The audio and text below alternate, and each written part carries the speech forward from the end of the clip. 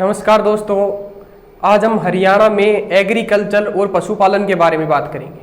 ठीक है, तो पहले हम जो एनिमल हस्बेंड्री है उसके बारे में बात करेंगे, क्योंकि आजकल जो पेपर चल रहे हैं उसमें जो एनिमल हस्बेंड्री जो कृषि से हमारे प्रश्न आते हैं वो ज़्यादा आ रहे हैं। तो पहले हम पढ़ेंगे एनिमल हस्बेंड्री, पशुपालन। ठीक है, पहले पढ़ेंगे पशुपालन। ठीक है, तो सबसे पहले देखो जो पशुपालन है उसमें जो जनगणना होती है वो 5 वर्ष में होती है। 5 वर्ष में जनगणना होती है पशुपालन की। ठीक है, 5 वर्ष में जनगणना रहेगी पशुपालन की। जो आदमियों की जो होती है जो जनगणना वो 10 साल में होती है। तो बात करें जो जनगणना है पशुपालन की 5 साल में होती है। पहली जनगणना कब हुई थी? देखो पहली जनगणना आई थी 1951 में, पहली जनगणना। ठीक है, जो पहली जनगणना है वो हुई थी 1951 में हुई थी। ठीक है, बात करें हरियाणा की पहली जनगणना, हरियाणा की बात करें पहली जनगणना तो 1969 में हुई थी पहली जनगणना। ठीक है, पशुओं की होती है 5 साल में। ठीक है, तो पहली जनगणना 1951 में हुई थी। हरियाणा की पहली जनगणना हुई थी 1969 में। ठीक है, अगर हम बात करें वैसे जो हमारी जनगणना होती है आदमियों की जो होती है वो पहली जनगणना हुई थी 1871 में। ठीक है, लॉर्ड मेयो के समय में हुई थी। उसके बाद जो दशकीय जो वर्गीदर जनगणना है वो 1881 में होती है। ठीक है, ये लॉर्ड मेयो के समय में होती है, ये लॉर्ड रिपन के समय में होती है। ठीक है, ये 10 साल में होती है, ये 10 साल में होती है। ठीक है, बात करें हरियाणा की पहली जनगणना 1971 में होती है, बंसीलाल के समय में। ठीक है, बंसीलाल के समय। तो हम पशुपालन कर रहे हैं, तो जो जनगणना हुई है जो पशुपालन की तो वो अब की बार जो शुरू हुई है वो देखो पहले बात करेंगे 19वीं जो पशुपालन हुई है, जो पशु जनगणना वो 19वीं हुई है 2012 में। ठीक है, 19वीं कब हुई है? 2012 में हुई है। ठीक है, 20वीं की बात करें, 20वीं जो जनगणना हुई है पशुपालन वाली वो हुई है 2017 में होनी थी वो। ठीक है, लेकिन हुई वो 2019 में। उसके आंकड़े कब सामने आए? 2020 में। ठीक है, ये पशु की जनगणना है। 19वीं हुई थी जो जनगणना वो 2012 में हुई थी। 20वीं हुई थी 2017 में, होनी थी 2019 में हुई वो। ठीक है, 2020 में आंकड़े जो हैं उनके वो सामने आए। ठीक है, शुरुआत कब हुई थी? 27 जनवरी से। जो 27 जनवरी है 2019 से शुरुआत हुई थी इस जनगणना की। ठीक है, और बात करें किसने करवाई थी वो जनगणना, तो पशु वाली जो जनगणना है वो पशुपालन वालों ने और डेयरी विभाग वालों ने, जो टैबलेट है, टैबलेट डिजिटल है, उनसे करवाई थी पशुपालन वालों ने और डेयरी विभाग वालों ने। ठीक है, पशु जनगणना करवाई थी। उसके बाद बात करते हैं आंकड़े सामने आए हैं जो पशुपालन के, वो आए हैं 7, 126, 49, 7। ये जो पशु आंकड़े सामने आए हैं। ठीक है, पशुपालन में जो आंकड़े सामने आए हैं वो आए हैं 7, 126, 49, 7। याद रख लेना ये।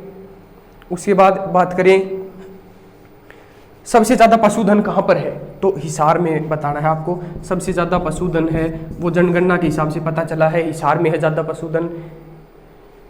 ठीक है, और कम की बात करें तो कम जो है पशु जो जनगणना में कम बताया गया है वो है पंचकुला में।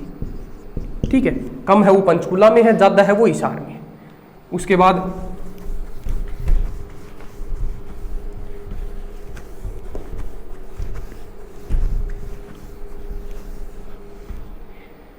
बाद बात करते हैं पशु है जो भैंस और जो गाय है वो किस परिवार में आते हैं।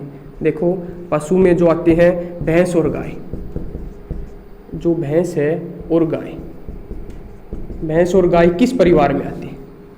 भैंस और गाय किस परिवार में आते हैं? तो वो आते हैं बोविड परिवार में, वो आते हैं बोविड परिवार में। ठीक है, बोविड परिवार में आते हैं जो भैंस और गाय है वो। बात करें सीडी परिवार में, सीडी परिवार में सुअर आते हैं। ठीक है, सीडी परिवार में कौन आते हैं? सुअर आते हैं। बात करें कैमिलिडी, कैमिलिडी एक है कैमिलिडी, नाम से ही पता चल गया होगा। जो कैमिलिडी है वो कैमल ऊंट है, वो परिवार में आते हैं, कैमिलिडी परिवार में। ठीक है, बात करें इक्विडी, ये जो इक्विडी है ये घोड़ों के परिवार में, ठीक है, घोड़ों के में। बात करें घोड़ों की, गैर जुगाली वाला खुर है ये जो घोड़ा है वो गैर जुगाली खुर है, गैर जुगाली खुर, गैर जुगाली वाला है, ये जुगाली नहीं करता, ठीक है, घोड़ा है वो। बात करें जो जुगाली वाले होते हैं, जो पशु होते हैं, उनके अमावस्या में 4 भाग होते हैं। जो जुगाली करने वाले होते हैं जैसे गाय भैंस है, उनके जो अमावस्या है उसमें 4 भाग होते हैं, ठीक है, जुगाली करने वालों के में। सबसे पहले बात करेंगे एक बार एक एक पशु की। तो सबसे पहले बात करेंगे भैंस की। देखो भैंस की बात करेंगे। देखो भैंस की आपको ज़्यादा पूछें तो आपको भिवानी बताना है, पहले भिवानी था, और जो मुर्रा भैंस है वो जींद में ज़्यादा है, लेकिन जो जनगणना हुई है उसमें हिसार आएगा, फिलहाल में है हिसार में ज़्यादा पशु जनगणना। भैंस है वो ज़्यादा कहाँ पर है, हिसार में है, ठीक है, पहले भिवानी में था। मुर्रा भैंस है वो जींद की जैसे प्रसिद्ध है, ब्लैक गोल्ड कहा जाता है, और भैंस है वैसे हिसार की प्रसिद्ध है, फिलहाल जो जनगणना हुई उसमें आया है ये, ठीक है। मुर्रा भैंस है वो कहाँ की है, जो मुर्रा भैंस है वो प्रसिद्ध कहाँ की है, जींद की है। इसे देखो ब्लैक गोल्ड कहा जाता है, जो ब्लैक गोल्ड है वो कहा जाता है मुर्रा, ठीक है, मुर्रा क्या कहा जाता है, ब्लैक गोल्ड कहा जाता है। बात करें जो ब्लैक गोल्ड पुर्तगाली हैं वो किसे कहते थे, जो पुर्तगाली हैं वो ब्लैक गोल्ड किसे कहते थे, वो काली मिर्च को ब्लैक गोल्ड कहते थे, काली मिर्च को, ठीक है। और बात करें एनसीईआरटी, एनसीईआरटी है वो किसे कहता है ब्लैक गोल्ड, वो पेट्रोलियम को कहता है, ठीक है, पेट्रोलियम को ब्लैक गोल्ड कहते हैं, ठीक है, एनसीईआरटी वाले। उसके बाद बात करें भैंस की, तो देखो नस्ल के बारे में बात करते हैं एक बार, जो भैंस है उसकी नस्ल के बारे में बात करते हैं। नस्ल कौन कौन सी रहेंगी, देखो एक तो रहेगी बदावरी, ठीक है, एक रहेगी अभी जो महिलाओं वाला जो कांस्टेबल वाला हरियाणा पुलिस का पेपर हुआ था उसमें एक नीली रावी था, नीली रावी, नीली रावी है। मुर्रा आपको बता ही दिया मैंने, एक मुर्रा है, ठीक है, एक है सुरती, ठीक है, एक जाफराबादी, एक है जाफराबादी, ठीक है, एक सुरती है, और गोदावरी, एक है गोदावरी, एक है नागपुरी, और एक संबलपुरी, एक है नागपुरी, नागपुरी, और एक है संबलपुरी, ठीक है। ये दोनों भैंस की ही नस्ल है, बदावरी, नीली रावी, मुर्रा, सुरती, जाफराबादी, गोदावरी, नागपुरी और संबलपुरी, ये मुर्रा के ही नस्ल है। ये जो भैंस है उसकी नस्ल है मुर्रा, इसमें ब्लैक गोल्ड कहा जाता है, पूरे विश्व में भी प्रसिद्ध है, हरियाणा में तो है ही प्रसिद्ध, ठीक है, मुर्रा। उसके बाद बात करते हैं कम भैंस कहाँ पर है। देखो ज़्यादा तो हिसार में है, बात करें कम भैंस कहाँ पर है, कम भैंस है पिंजौर में, पंचकुला में, याद रखना, पंचकुला में, पंचकुला में कम भैंस है, ठीक है, पंचकुला में और गुरुग्राम में, पंचकुला और गुरुग्राम में भैंस है वो कम है। बात करें भैंस की बात कर रहे हैं तो भैंस का जो गर्भकाल होता है वो 310 दिन का होता है, 310 दिन का होता है। गाय का है ना 280 दिन का होता है, जो गर्भकाल होता है ना 280 दिन का होता है, भैंस का 310 दिन का होता है, ठीक है। उसके बाद बात करें जो मोजरेला जो पनीर है वो भैंस के दूध से बनता है, याद रख लेना, जो मोजरेला पनीर, मोजरेला जो पनीर होता है वो भैंस के दूध से बनता है, ठीक है, मोजरेला जो पनीर होता है वो भैंस के दूध से बनता है। बात करें भैंस के दूध में जो वसा है वो कितनी होती है, भैंस के दूध में वसा कितनी होती है, तो 6 से 10% वसा होती है इसमें, ठीक है, 6 से 10% वसा होती है भैंस के दूध में, ठीक है। उसके बाद बात करते हैं गाय की।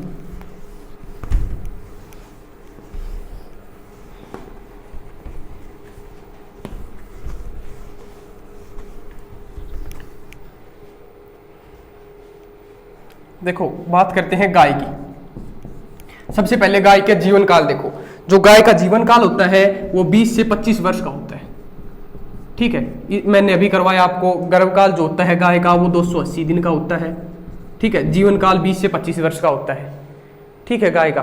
तो गाय की बात कर रहे हैं तो बात करें ज्यादा गाय कहाँ पर है, सिरसा में है।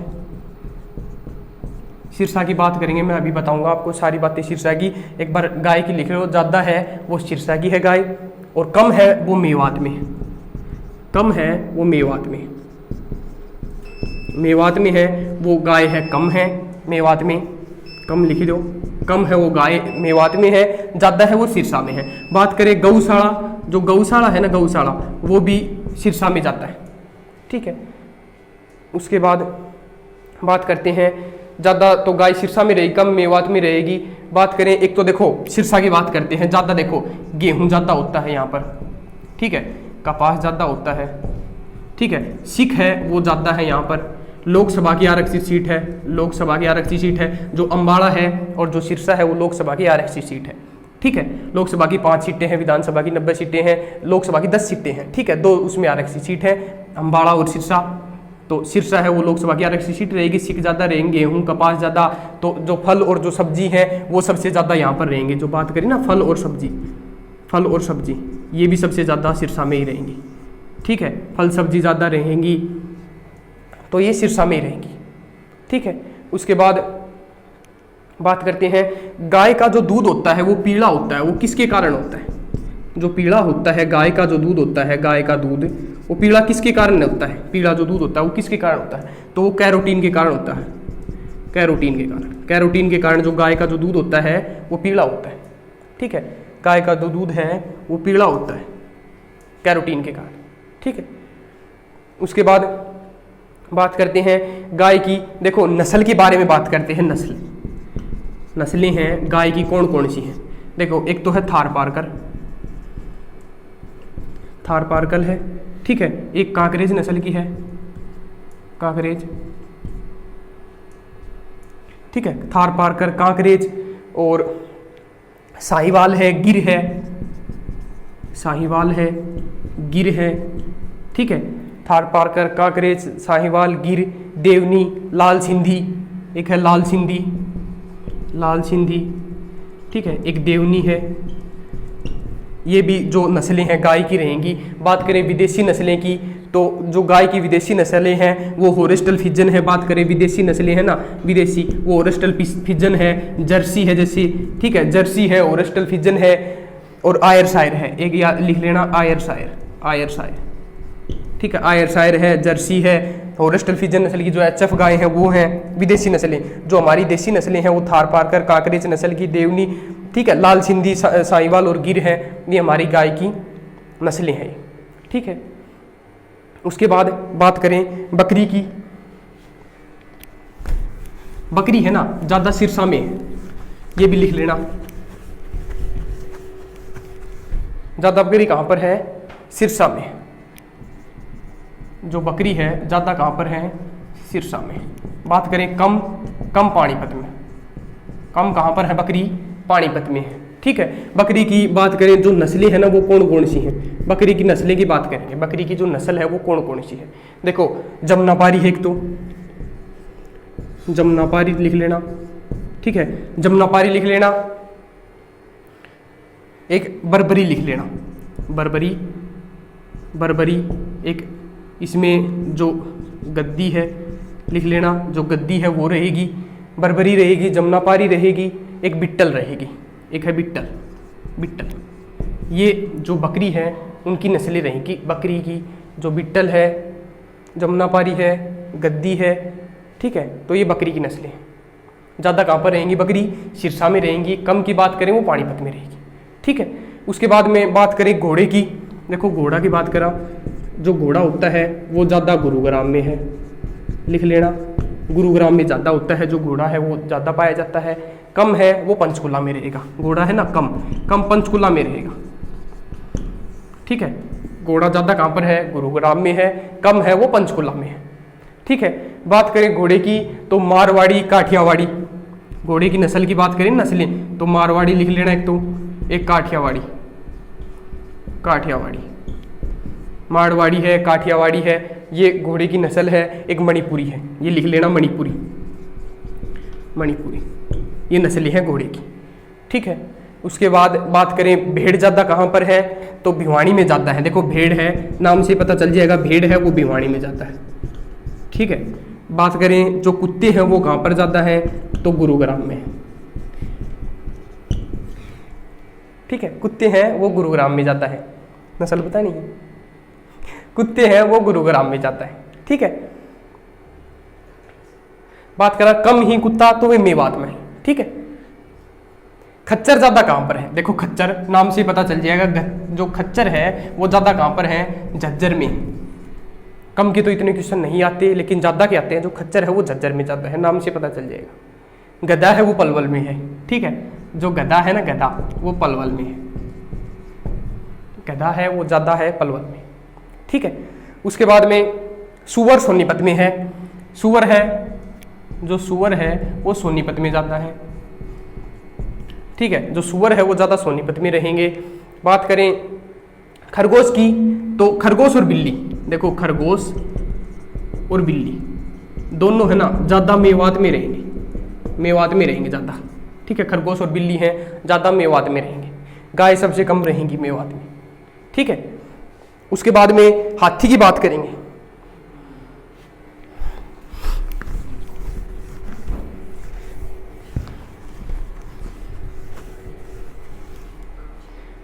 देखो हाथी है वो ज्यादा कहां पर है, बताओ हाथी ज्यादा कहां पर है, हाथी ज्यादा है यमुनानगर में। ठीक है, हाथी ज्यादा है यमुनानगर में, यमुनानगर में ज्यादा रहेंगे हाथी। हरियाणा में 5 हाथी हैं, 4 हैं वो यमुनानगर में हैं। ठीक है, 4 कहां पर रहेंगे, यमुनानगर में, 1 है वो कुरुक्षेत्र में रहेगा। हरियाणा में कुल 5 ही हाथी हैं। ठीक है, हाथी प्रजनन केंद्र है वो कहां पर रहेगा, यमुनानगर में रहेगा। गन्ना ज्यादा कहां पर होता है, क्योंकि हाथी है ना, तो आप याद रख सकते हो गन्ना ज्यादा यमुनानगर में ही है। ठीक है, गन्ना ज्यादा कहां पर रहेगा, यमुनानगर में रहेगा। ठीक है, बात करें ऊंट की, ऊंट ज्यादा कहां पर है, देखो ऊंट ज्यादा है वो कहां पर है, बताओ, वो ज्यादा है सिरसा में। ठीक है, ऊंट ज्यादा है सिरसा में। ऊंट प्रजनन केंद्र कहां पर है, ऊंट प्रजनन केंद्र भी सिरसा में है। ठीक है, जो ऊंट है वो प्रजनन केंद्र, ऊंट जो प्रजनन केंद्र है वो कहां पर है, वो भी सिरसा में है, ऊंट प्रजनन केंद्र। ठीक है, बात करें कम ऊंट कहां पर है, देखो बात करा ऊंट कम ऊंट है वो कहां पर है, बताओ कम ऊंट किसी, कम ऊंट सी अम्बाड़ा में, लिख लियो कम ऊंट सी अम्बाड़ा। ठीक है, कम ऊंट है वो कहां पर है, अम्बाड़ा में है। ऊंट ज्यादा कहां पर है, सिरसा में है। ऊंट जो प्रजनन केंद्र है वो कहां पर है, ऊंट प्रजनन केंद्र सिरसा में है। ठीक है, लिख लियो यह बात।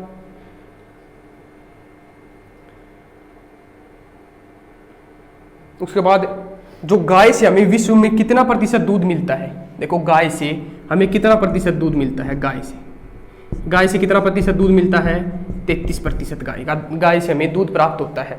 विश्व का 33% गाय का जो दूध है वो विश्व का 33% भारत से मिलता है। देखो विश्व का है ये 33% दूध है वो गाय से भारत देता है। ठीक है, 33% है वो भारत में होता है, और 55% देखो 55% है ना वो भैंस से प्राप्त होता है। 55% कहां से प्राप्त होता है, भैंस से प्राप्त होता है। उससे बात करें बकरी में, भारत में कौन सा स्थान है, बकरियों में हमारा दूसरा स्थान है, याद रख लेना।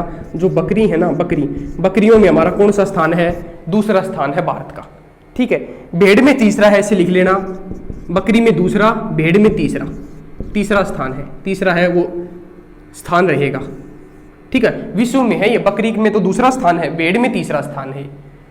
ठीक है, बात करें मुर्गी, जो ये अंडे होते हैं ना, अंडे में तीसरा स्थान है। देखो भेड़ है तीसरे पे और अंडे भी तीसरे स्थान पे रहेंगे। ठीक है, जो अंडे प्राप्त में भी तीसरा स्थान है भारत में, जो विश्व में है ये तीसरा स्थान भारत का।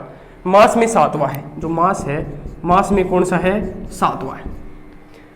ठीक है, मांस में कौन सा रहेगा, 7वां रहेगा। उसके बाद हमारा जो ये पशुपालन है वो तो हमारा एक बार कंप्लीट होता है। उसके बाद एग्रीकल्चर करते हैं हम। तो सबसे पहले बात करें कृषि की, देखो बात करा कृषि की।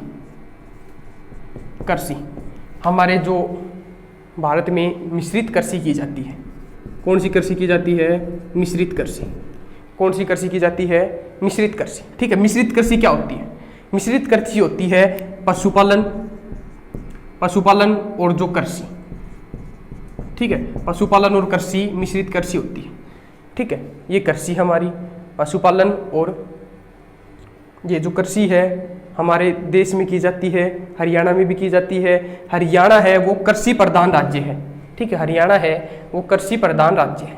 हरियाणा की बात करें तो जो अर्थव्यवस्था है वो लगभग कृषि पर ही आधारित है। हरियाणा की जो अर्थव्यवस्था है वो लगभग कृषि पर ही आधारित है।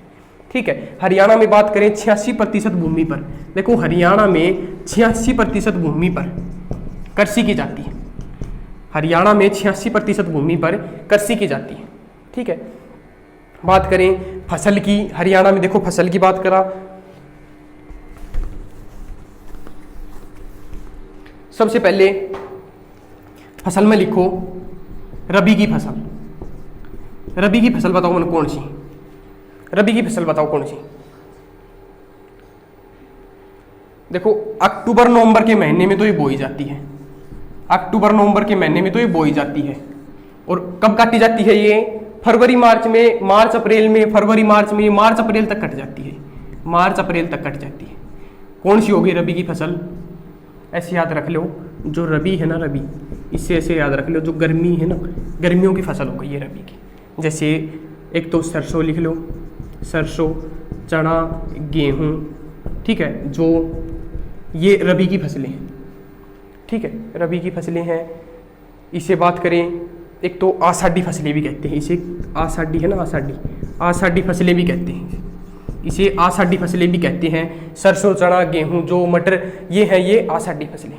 ठीक है, रबी की फसलें हो गई, अक्टूबर नवंबर में ये बोई जाती है, मार्च अप्रैल में काट ली जाती है। ठीक है, तो ये रबी की फसल हो गई हमारी। बात करा खरीफ की, खरीफ है ना, खरीफ, खरीफ ने नू याद रख लो, खरीफ है और एक छोटी सी डंडी लगा दो तो यह होगी सर्दियाँ की। इससे विपरीत है वो ऐसे याद रख लो, खरीफ की फसल है वो सर्दियों वाली होती है। सर्दियों वाली जैसे फिलहाल चल रही है, जैसे जवार, जवार बाजरा। ठीक है, जवार बाजरा हो गया। ठीक है, कौन सी फसल हो गई? जवार बाजरा, मक्का हो गई, मूंग हो गई, चावल हो गई। ठीक है, चावल हो गए, मूंग हो गई, मूंग हो गई, मक्का। ठीक है, ये खरीफ की फसलें हैं। ठीक है, ये कब बोई जाती है? ये जून जुलाई में तो बोई जाती है। देखो ये जून है ना, जून जुलाई में तो बोई जाती है, जून जुलाई में, जून जुलाई में तो ये बोई जाती है। ठीक है, बात करें जून जुलाई में बोने के बाद ये है ना सितंबर अक्टूबर में काट ली जाती है। सितंबर और अक्टूबर के बीच में काट ली जाती है। इसे तो आषाढ़ी फसलें कहते हैं, इसे सावनी फसलें कहती हैं। इसे है ना सावनी फसलें। ऐसे क्वेश्चन में आएगा सावनी फसल कौन सी है? रबी, खरीफ, जायद। एक इसके बाद जायद फसल है। बात करें जायद की तो इसके काटने के बाद और इससे जो इसको बोया जाता है उससे पहले जायद की फसल होती है, जायद की फसल।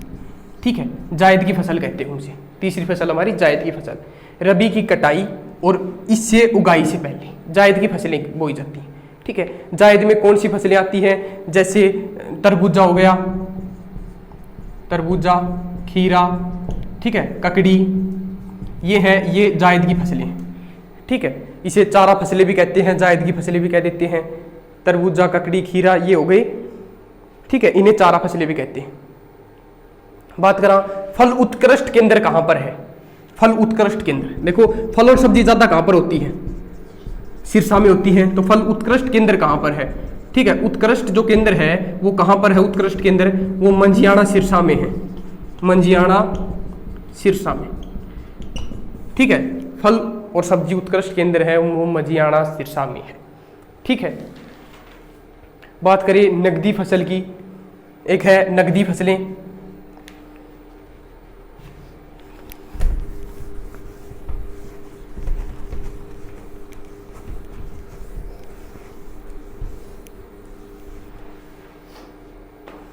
देखो लिखो नकदी फसलें, नकदी फसलें।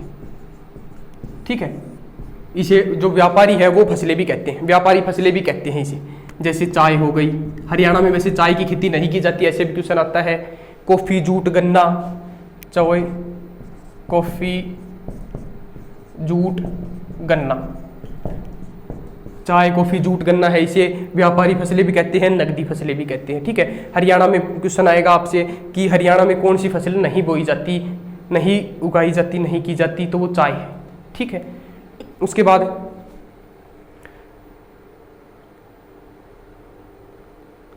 फसल है, और जो उसमें है ना, फसल में हमारा जो भारत, जो विश्व में कौन सा स्थान है, तो वो 7वां स्थान है भारत का।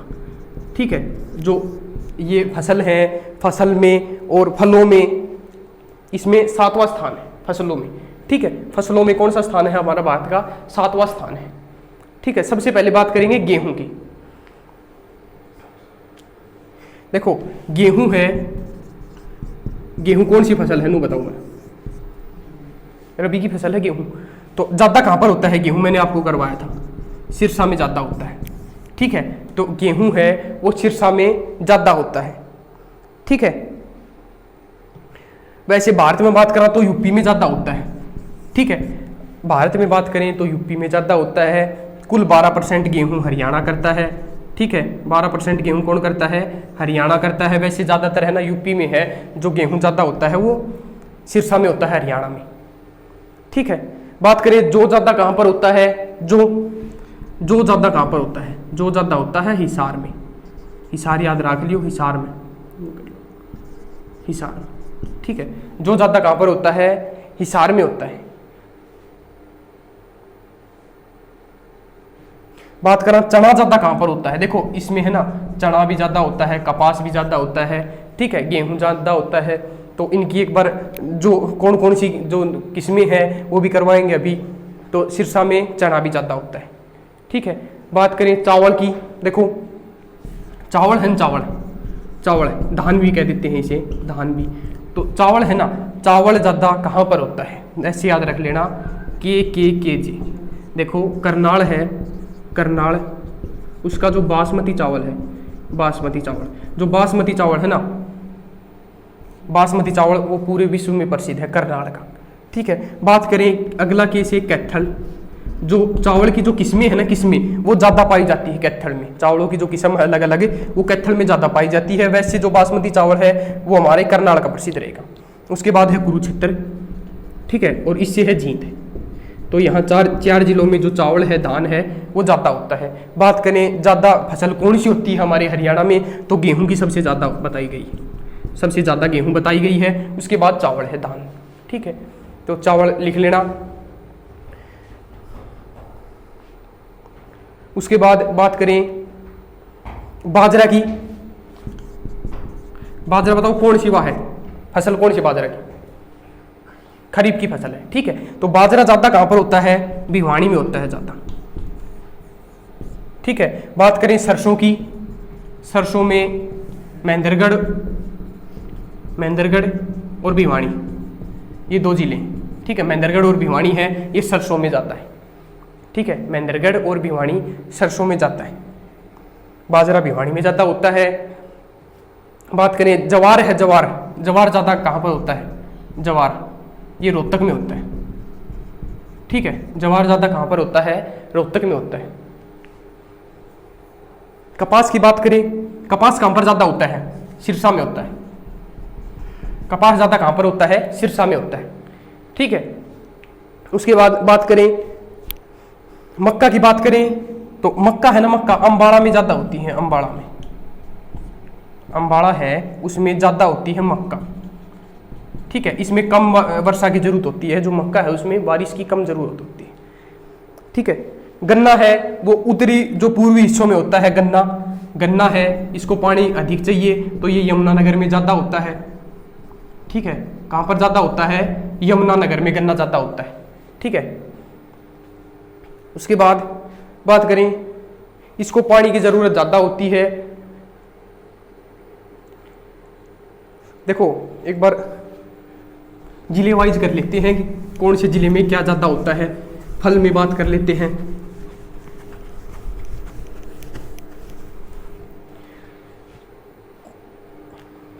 देखो सिरसा लिखो, सिरसा में एक तो देखो आंवला ज़्यादा होता है। ठीक है, गेहूं ज़्यादा होता है, कपास ज़्यादा होता है, चना ज़्यादा होता है। ठीक है, आड़ू ज़्यादा होते हैं, तो ये लिख लेना आप। ठीक है। भिवानी की बात करा, भिवानी में बाजरा होता है, बाजरा। भिवानी में क्या ज़्यादा होता है? बाजरा ज़्यादा होता है। मोटा चना भी होता है, अनाज भी होता है। वैसे थोड़ी थोड़ी जो सभी जगह होती है, जैसे फसल है वो थोड़ी थोड़ी सभी जगह होती है। भिवानी में बाजरा ज़्यादा होता है। महेंद्रगढ़ में सरसों ज़्यादा होती है। सरसों है ना, सरसों बात करा, सरसों है वो भिवानी में भी ज़्यादा होती है, महेंद्रगढ़ में भी ज़्यादा होती है। ठीक है, सरसों। ठीक है, उसके बाद बात करते हैं रोहतक में जवार ज़्यादा होता है। देखो सबसे कम की बात करा, देखो सबसे जो कम है ना, सबसे कम फल और सब्जी सबसे कम कहाँ पर होते हैं नू बताओ मैंने। सबसे कम फल और सब्जी कहाँ पर होती हैं? महेंद्रगढ़ में सबसे कम फल और सब्जी होते हैं, महेंद्रगढ़ में। ठीक है, महेंद्रगढ़ में सबसे कम फल और सब्जी होते हैं। ज़्यादा कहाँ पर होती है? सिरसा में होती है। ठीक है, ज़्यादा है वो सिरसा में होती है। उसके बाद मैंने एक बार क्वेश्चन कराऊंगा अपने, एक नू बताओ, एपीकल्चर किसे कहते हैं? एपीकल्चर मधुमक्खी पालन, लिख लो, मधुमक्खी पालन को क्या कहते हैं? एपीकल्चर कहते हैं। ठीक है, हार्टिकल्चर बागवानी को कहते हैं। ठीक है, जो हार्टिकल्चर है वो बागवानी को कहते हैं, एपीकल्चर मधुमक्खी पालन को। विटीकल्चर एक बहुत इंपॉर्टेंट क्वेश्चन है, विटीकल्चर ये जो अंगूर की खेती है उसको कहते हैं, अंगूर की खेती को कहते हैं विटीकल्चर। ठीक है, एक है वर्मी कह दो, वर्मी कल्चर, केचुआ पालन। ये केचुआ पता है आपको क्या होता है? ये किसान का मित्र होता है, किसान का मित्र। ये खाद है, जो खाद होता है वो होता है केचुआ पालन। ठीक है, केचुआ पालन है वो वर्मी कल्चर होता है, वर्मी कल्चर। ठीक है, पिस्सीकल्चर क्या होता है? पिस्सीकल्चर क्या होता है? मत्स्य पालन। ठीक है, जो पिस्सीकल्चर है वो किसे कहते हैं? मत्स्य पालन को। फ्लोरिकल्चर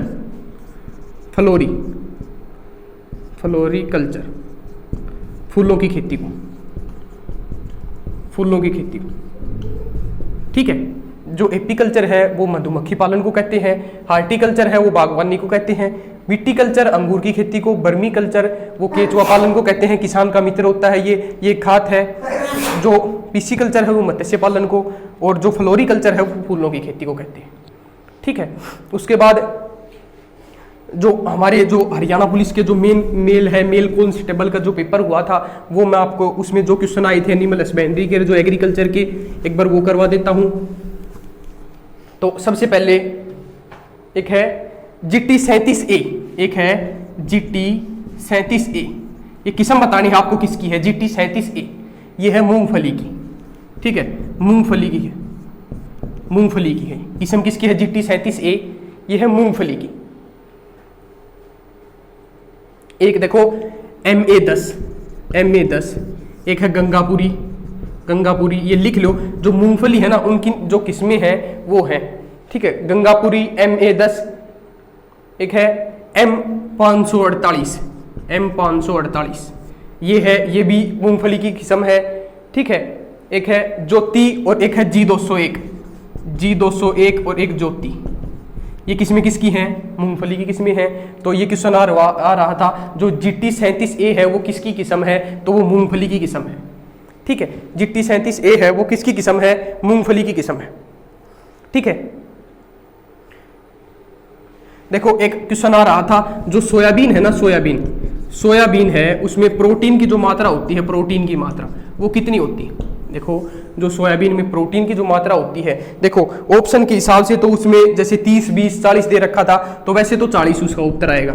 ठीक है, 40%, जो 40% है प्रोटीन की मात्रा होती है, तो ये एकदम करेक्ट है ऑप्शन के हिसाब से। वैसे जो है ना रियल 46% है ना प्रोटीन होता है सोयाबीन में, 46% प्रोटीन होता है सोयाबीन में।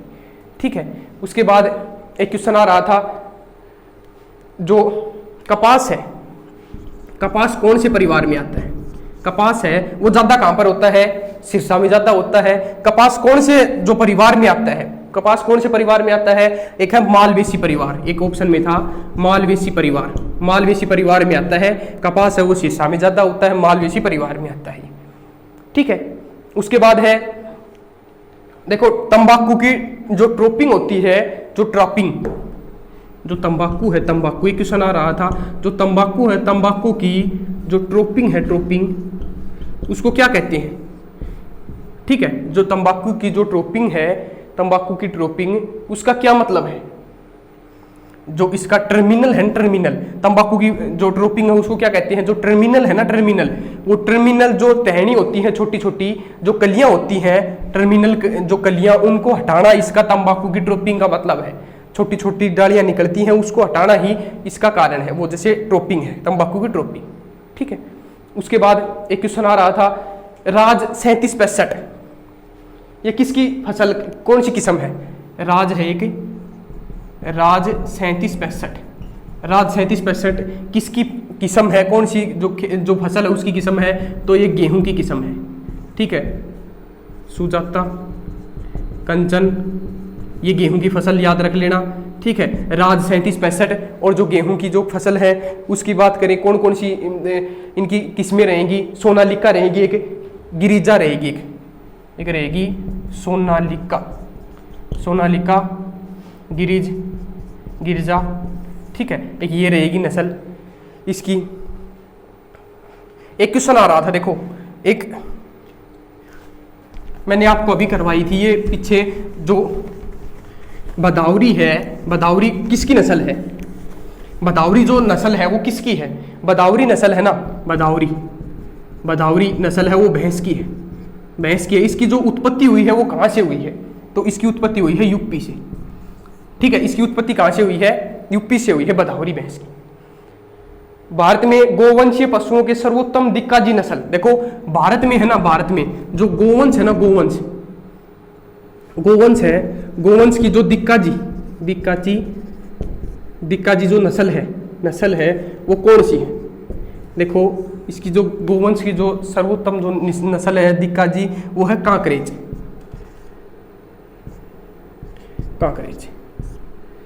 ठीक है, कॉकरेज नस्ल है। ये आपको पता है कॉकरेज नस्ल कौन सी है? कॉकरेज, ये जो ऐसे कहते हैं जो बड़ा सिंगा वाली गाय, उन्हें कॉकरेज नस्ल होती है। ठीक है, जो बड़ों सिंगों वाली गाय होती है उसे कॉकरेज नस्ल ही कहते हैं। ठीक है, उसके बाद एक है, एक जो मैंने अभी गाय की जो नस्ल करवाई आपको, उसमें एक विदेशी गाय की नस्ल करवाई थी। एक क्वेश्चन आ रहा था कि इसमें से विदेशी जो नस्ल कौन सी है? तो तीन अपनी जैसे जो देसी है, साहिवाल, गिर हो गई, थारपारकर हो गई, उसमें एक जर्सी था। तो ये एकदम सही रहेगा, जो आंसर है जर्सी विदेशी नस्ल है ये गाय की। ठीक है, ये पूछ रखा था कि जो गाय की विदेशी नस्ल है वो कौन सी है? तो जर्सी है वो गाय की विदेशी नस्ल है। ठीक है, उसके बाद एक क्वेश्चन था, एक निम्न में से गाय की है ना, भारवाही है ना, भारवाही नस्ल पूछ रखी थी। तो भारवाही जो नस्ल है ना, ये किसकी है? थारपारकर है, ये गाय की नस्ल है। ठीक है, भारवाही है, गाय की नस्ल है, भारवाही गाय है ना, ये गिर की है, थारपारकर की नहीं है, ये गिर की है। ठीक है, गिर की है, जो भारवाही नस्ल है ना वो गिर है। गिर और साहिवाल जैसे एक जैसी होती हैं, तो गिर होते हैं ना, उनके सींग थोड़े नीचे होते हैं, मुंह थोड़ा उठा हुआ होता है। ठीक है, तो गिर होती है वो, तो भारवाही नस्ल है वो गिर नस्ल है। गिर और साहिवाल रेड कलर की होती हैं। ठीक है, एक है, एक युवा सांड है ना, उसको किस तरीके से छांटा जाएगा? युवा जो सांड होता है, जो गाय का बच्चा होता है, सांड होता है, उसको किस तरीके से छांटा जाएगा, अलग किया जाएगा? तो जो युवा जो सांड होता है, सर्वोत्तम आधार से इसके जो वंशावली है ना, वंशावली से छांटा जाएगा। एक ऑप्शन में था वंशावली। ये वंशावली कैसे छांटा जाएगा? जैसे जिसके जो अच्छी दूध देने वाली जो गाय है, तो उसका जो अच्छा पिता है, तो उससे वंशावली छांटी जाएगी। युवा सांड अच्छे तरीके से वंशावली से पता चलेगा कि ये अच्छी किस्म का सांड है, तो सर्वोत्तम किस्म मानी जाती है, वंशावली से पता लगता है। देखो बात करा सबसे ज्यादा गाय की बात कर रहे हैं, तो गाय में सबसे सर्वोत्तम किस्म किसकी है? सर्वोत्तम किस्म है जो गाय की दूध देने वाली में है, वो है साहिवाल है। अभी मैंने आपको करवाई, जो साहिवाल नस्ल है वो गाय की सर्वोत्तम किस्म है दूध देने वाली की, ठीक है, साहिवाल नस्ल। एक है ना दूधारू गाय है, उसके शरीर रक्षा के लिए निम्न में से कितना दाना सही माना जाएगा? जो दाना है ना गाय को, एक सही गाय को दाना कितना दिया जाना चाहिए? तो दाना है वो कितना दिया जाना चाहिए शरीर की रक्षा के हिसाब से? तो 2 से 2.5 kg, 2 से 2.5 kg तक दाना एक जो गाय है उसको सही दाना रहेगा उसके लिए, 2 से 2.5 kg, ठीक है। एक क्वेश्चन आया था, जो संकर बछिया है ना, एक संकर बछिया, इसकी जो बच्चा देने की इसकी उम्र है वो कितनी रहेगी संकर बछिया की? तो लगभग है ना 36 से 40 मास, लगभग 3 साल के बाद में बच्चा देती है एक संकर बछिया। पहले जो ब्याह की बछिया है वो लगभग 36 से 3 साल बाद में जो बच्चा देती है, 36 से 40 मास की उसकी एज होनी चाहिए संकर बछिया की, ठीक है। उसके बाद देखो एक क्वेश्चन आया था, जो ये हमारा जो पहली शिफ्ट थी, ये जो हरियाणा पुलिस है कांस्टेबल का जो कैंसिल हो गया था जो पेपर, उसमें सेकंड शिफ्ट है वो बच गई हमारी। तो पहली शिफ्ट के क्वेश्चन थे ये, उसमें देखो सेकंड शिफ्ट में बात करें, एक है माही सुंधा किस्म, एक है माही सुगंधा। माही जो है वो सुगंधा किस्म किसकी है? वो धान की है, याद रख लेना, वो धान की है, धान चावल, धान की किस्म है माही सुगंधा जो किस्म है वो किसकी है? वो धान की किस्म है। धान कहाँ पर ज्यादा होता है? करनाल में होता है, वो बासमती चावल ज्यादा होता है, कैथल में किस्म ज्यादा होती है धान की, ठीक है। उसके बाद कुरुक्षेत्र जींद, इसमें चावल ज्यादा होते हैं। इसकी बात करें तो जो किस्म है IR 8 लिख लो, IR 8, IR 24, धान की शाही सुगंधा ये किस्म रहेगी। जयंती ये किस्म रहेगी जयंती, एक रहेगी सोना, ठीक है। जो धान की किस्म रहेगी जयंती, सोना, एक रहेगी जगन्नाथ, एक रहेगी सरस्वती, ठीक है, जगन्नाथ, सरस्वती, एक साकेत 3, एक रहेगी साकेत 3, ये इसकी किस्म रहेगी, धान की किस्म रहेंगी, ठीक है। उसके बाद देखो बाजरा है ना, बाजरे के लिए, बाजरे की फसल के लिए बीज दर आपको बतानी है। जो बाजरा है ना, बाजरे के लिए जो बीज दर है वो कितना होना चाहिए? बीज दर है वो कितना होना चाहिए? तो लगभग बाजरे में बीज दर होना चाहिए वो 4 से 5 kg होना चाहिए, 4 से 5 kg होना चाहिए 1 हेक्टेयर में।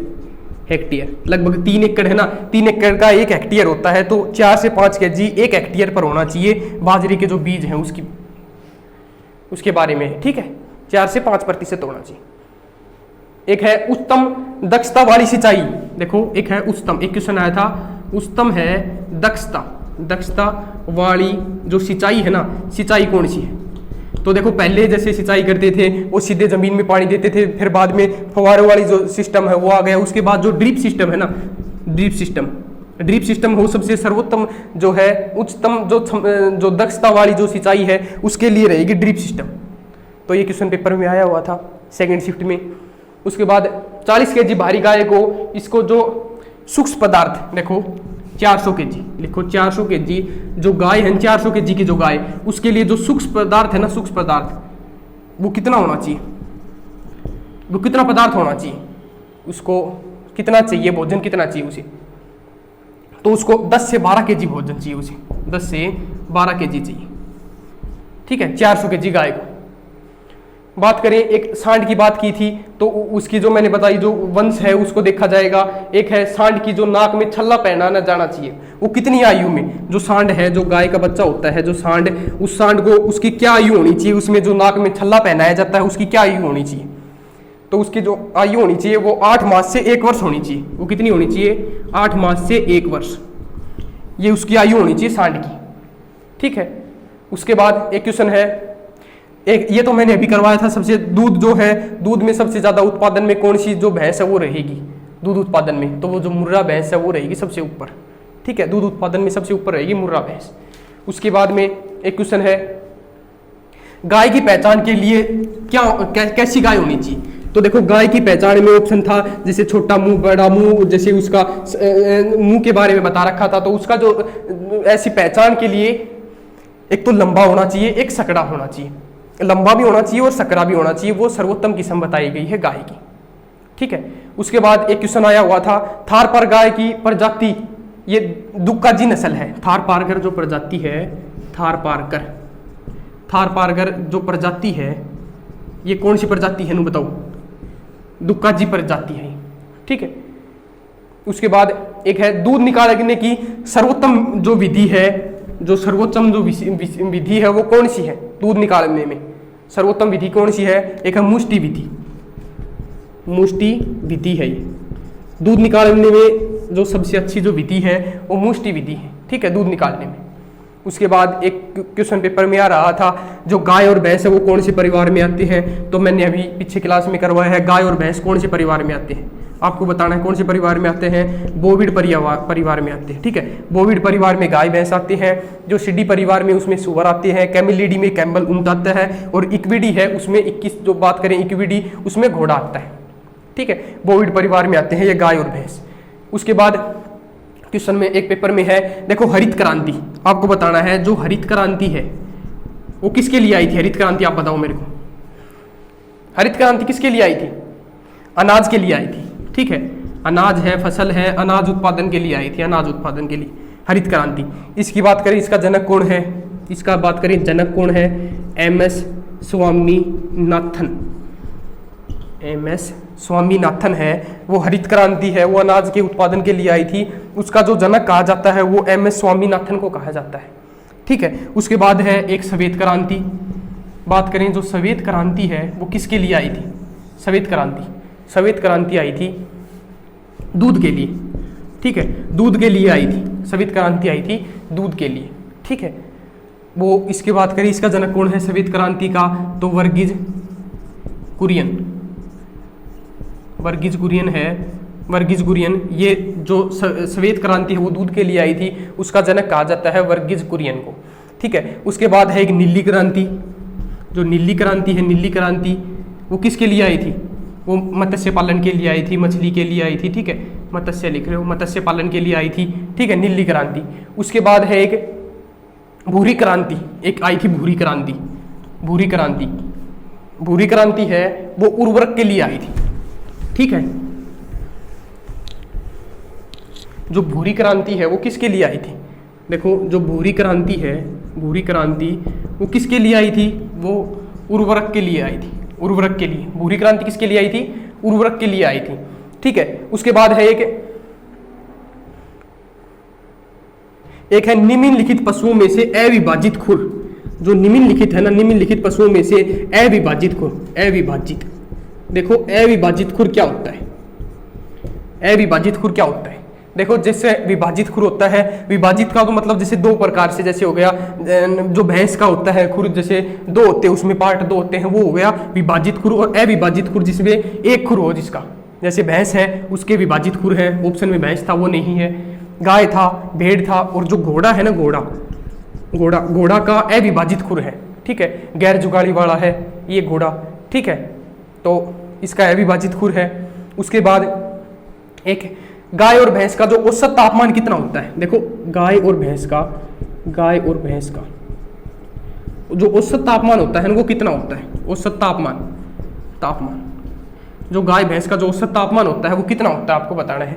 गाय भैंस का औसत तापमान होता है 101.5 जो है वो फारेनहाइट, ठीक है, 101.5 फारेनहाइट है वो गाय भैंस का जो औसत तापमान होता है, ठीक है। एक मैं आपको क्वेश्चन करवाता हूँ, एक छोटा सा। देखो आपको जैसे ऐसे तो तापमान दे रखा था फारेनहाइट में, आपको देखो ताप की मैंने पहले तो आपको मैंने ऐसे बताओ कि ताप की कितनी इकाइयाँ होती हैं?